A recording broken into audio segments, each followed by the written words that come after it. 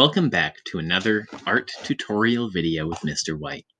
Today, we are going to be making value scales and experimenting with how we can use a range of value in our artwork.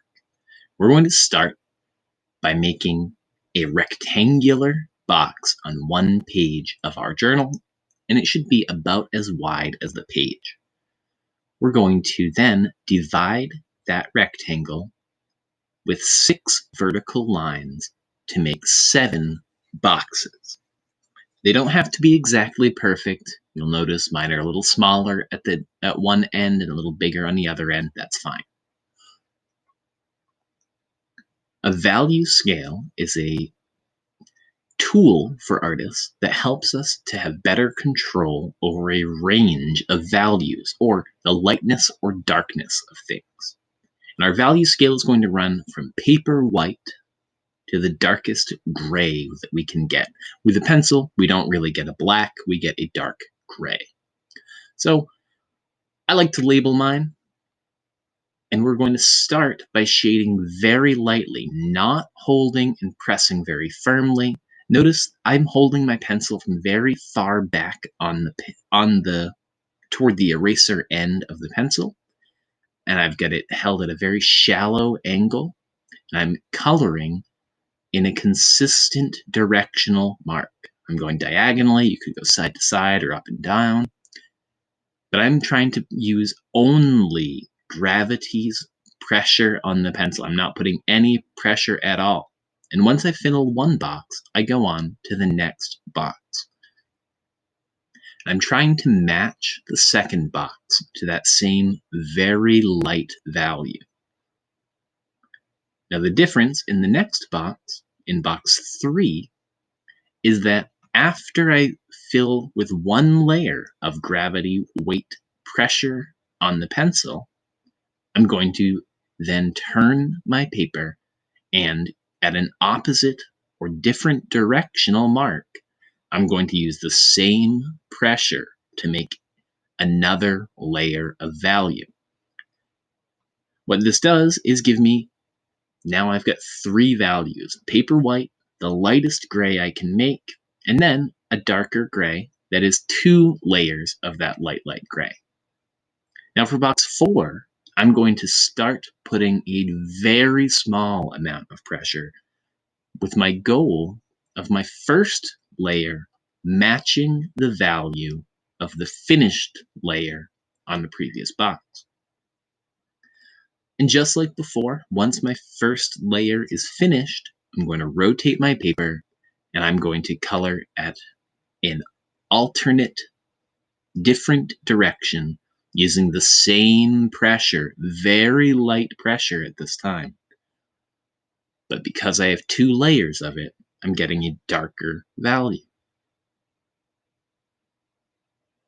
And we're going to repeat that same process, pressing a little bit more firmly, trying to match the first tone or first value in this box, the first layer's value, trying to make it match the value of the previous box, so that when we go ahead and add our second layer of shading, this box is going to have a nice step down in value. So for each of these boxes, the base layer, I'm trying to match the box previous, and then put a second layer at the same pressure to get a step darker.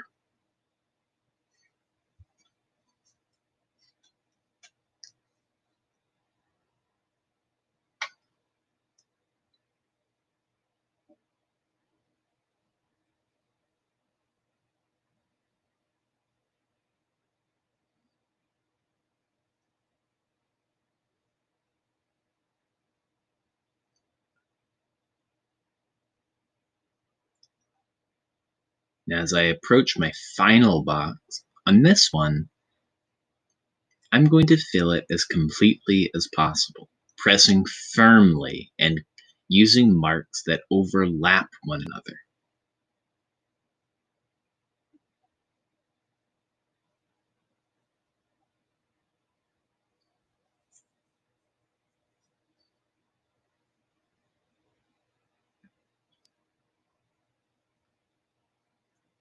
Notice I fill that whole box in with marks that overlap. Now, you don't have to, but I'm just take a moment and label my values. And what we see is 7 distinct shades of gray that I can make with my pencil. Just like when we were reviewing my example journal, having a wide range of values can be really helpful. Now, we're going to make another value scale, another 7-box rectangle, but this time we're going to use a different technique that has specific mark making or shape of the lines that we'll draw. We're actually going to make 2 more value scales using 2 different techniques, but we're going to shade them in one at a time. Now for this, we're going to use a texture that we call scumbling, which is kind of a scribbling, and it's an organic, random line. For this, we want to again be pressing very gently, holding the pencil from far back, and we're just using a sharp tip of the pencil to make some scribbly lines. Of course, our first box is paper white. Our second box is barely marked in. Our third box, we have more dense lines.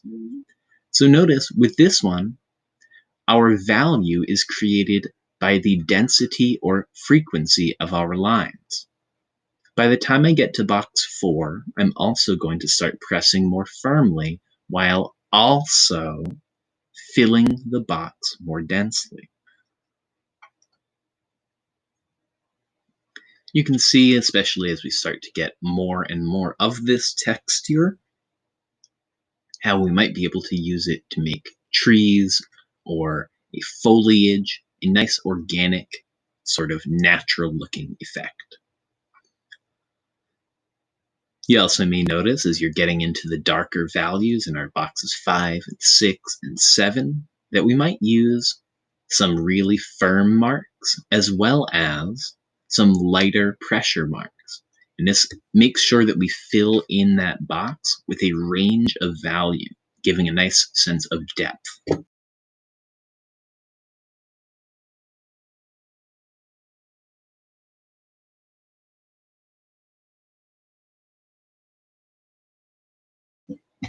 Because our system is more of an organic, random mark rather than a carefully controlled directional coloring, we have to use our judgment and our ability to compare the 2 value scales a little bit more carefully in this one.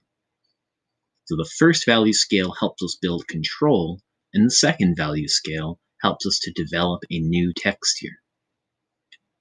For our final box on this one, we're going to try to fill all of the white space with some kind of gray and have a strong, heavy density of a dark, heavy pressure line.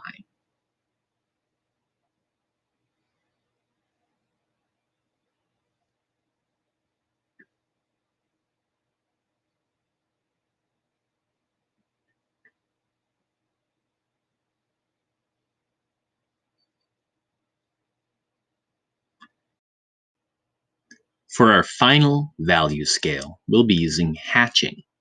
Hatching is using directional lines that all go in one direction to show value.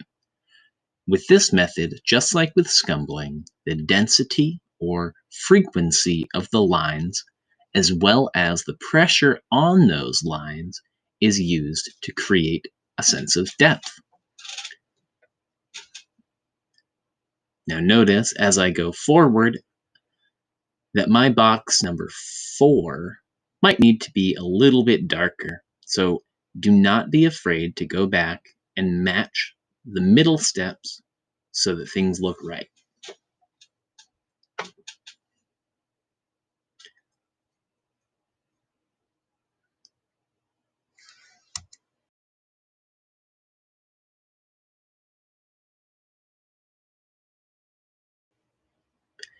Hatching is a great technique for when we're using a pen or marker. A similar technique that you don't have to do, but I want you to at least know about, is called cross-hatching. With this, just like with hatching, we use density or frequency and amount of line to show depth, but with cross-hatching, you use lines that go in perpendicular or alternating directions. Otherwise, it's very similar to regular hatching. Once you have your 3 rectangular value scales, flat, scumble, and hatching values showing, you are finished. You don't have to make a cross-hatching piece. I just want you to know it exists. Have a great day and happy making. Thanks for watching.